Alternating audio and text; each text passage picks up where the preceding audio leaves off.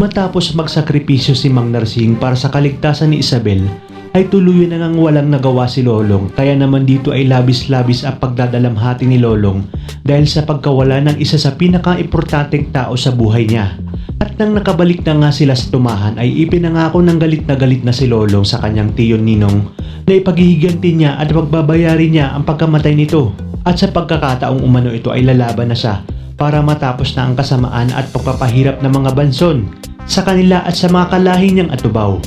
At matapos ng mailibing ang kanyang tiyoninong ay sisimulan niya na ang paniningil kung kaya't muli niyang gagamitin ang kanyang itim na maskara bilang maging isang vigilante at susugod nga sa mansyon ng mga banson para maghiganti. Dito na nga rin siya matatamaan ng bala ni Armando kaya makukumpirma na nila na atubaw ang sumugod sa kanila.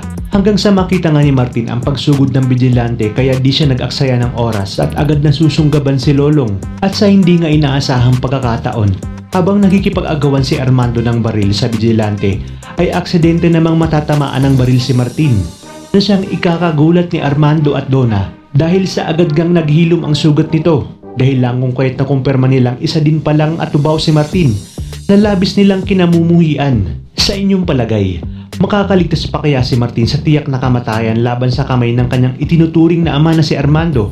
At may magagawa pa kaya ang kanyang ina na si Donna para mapigilan ito?